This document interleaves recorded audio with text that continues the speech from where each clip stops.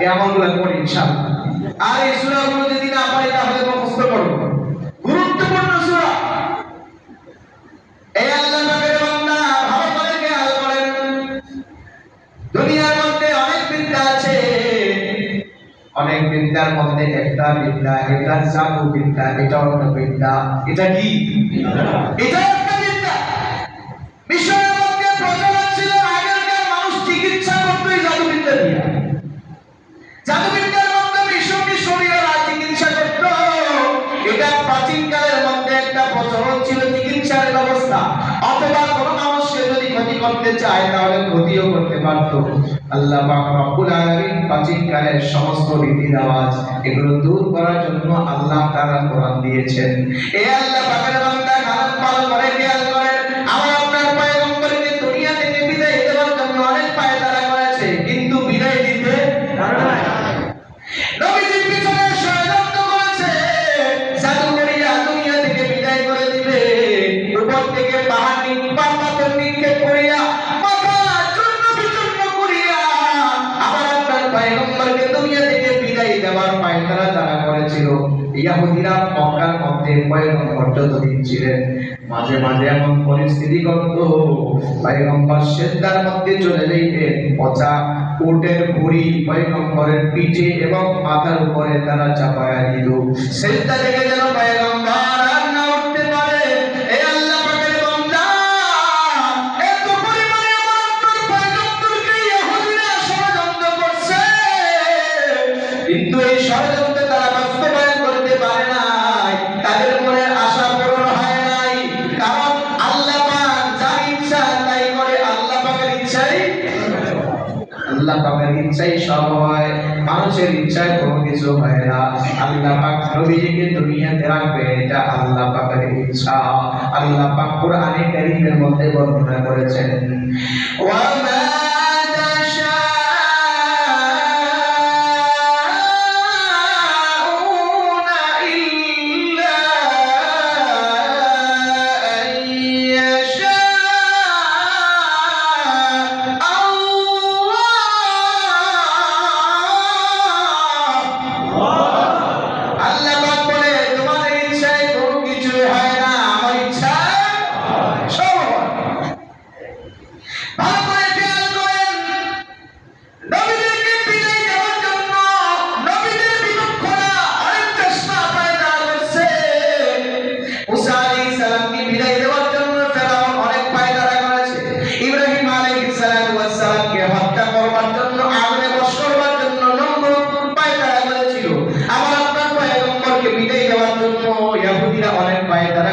কাফের মুশরিকরা পায়তারা করেছে।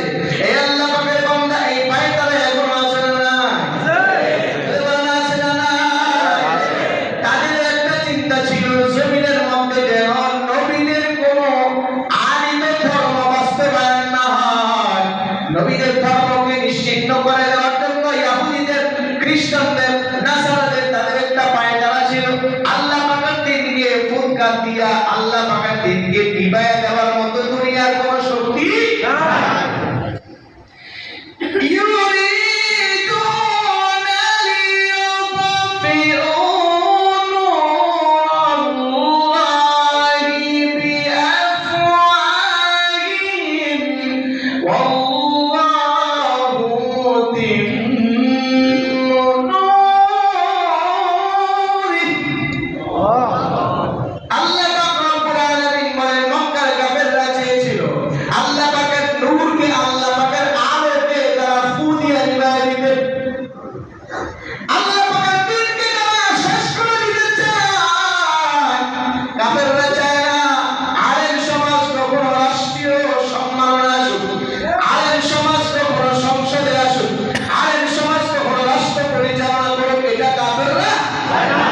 এটা ট্রাম্প চায় না, ট্রাম্পের যত নেতা ফেতা আছে, ট্রাম্পের যত দালাল আছে, কোন দালাল না চায় না।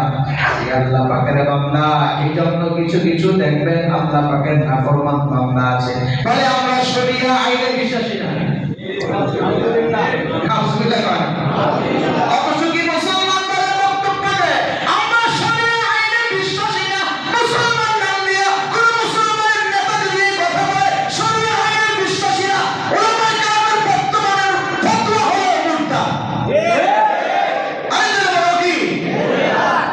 মুরতাদ, তার ভিতরে ঈমান নাই, সে তো ঈমান হয়ে গেছে। এই আল্লাহ পাকের বান্দা আরো ফতোয়া দেওয়া হয়েছে, যদি ওই মুরতাদের অনুসরণ করে, ওই মুরতাদের দলের মধ্যে থেকে তার অনুসরণ করে চলে, তার দিক নির্দেশনা অনুযায়ী চলে, শুধু সেই মুরতাদ না, ওই দলের সব মুরতাদ। কারণ ডাইরেক্ট কোরআনের উপরে, ডাইরেক্ট আল্লাহর দ্বীনের উপরে আঘাত করেছে।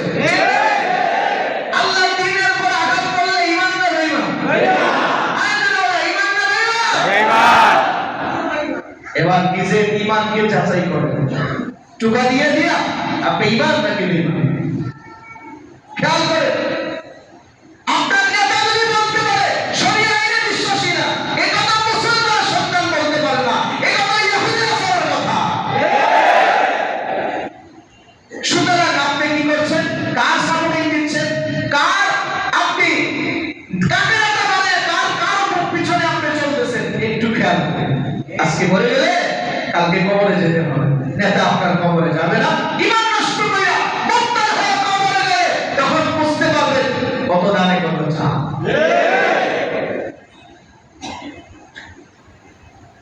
এইজন্য ঈমানকে ঠিক রাখা আমার আপনার দুনিয়ার সবচেয়ে বড় মহাসম্পদ, ঈমানকে ঠিক করা। আপনার সম্পদ আজকে আছে, কালকে নাও থাকতে পারে। আজকে আছে, কালকে ইতিপূর্বে দেখবেন হাজার হাজার কোটি টাকা সরকারিভাবে সরকারের কর্মকর্তারা পাচার করেছে, কিন্তু পাচার করিয়া দেখা যাচ্ছে এখন জেলখানায় বন্দী আছে। তাই তার সম্পদ কোনো উপকারে? আপনি সম্পদের পিছনে পড়ে ঈমান নষ্ট করে দিবেন। আপনি এই সম্পদ খাইতে পারবেন আর না পারবেন, এটার মধ্যে সন্দেহ। হে মুসলমান, এই জন্য আপনি ঈমানকে ঠিক করা, কবরে যান। কবর যদি বিশ্বাস করে থাকেন, কবর থেকে শান্তি শুরু হয়ে যাবে। আল্লাহ পাক আমাদের সকলকে ঈমান ঠিক করার তৌফিক দান করুন। আল্লাহ পাক আমাদের সকলকে সকল ষড়যন্ত্র থেকে হেফাজত করে। জাদুর মতো ষড়যন্ত্র থেকে আমাদেরকে হেফাজত করে। জাদু থেকে বাঁচতে হলে জাদুর যে বিকল্প আল্লাহ পাক আমল দিয়েছেন, এই আমল করে যেন আমরা সুস্থ থাকতে পারি, আল্লাহ পাক যেন তৌফিক দান করেন। ওয়া আমরা দাওয়ানা আলহামদুলিল্লাহি রাব্বিল আলামিন।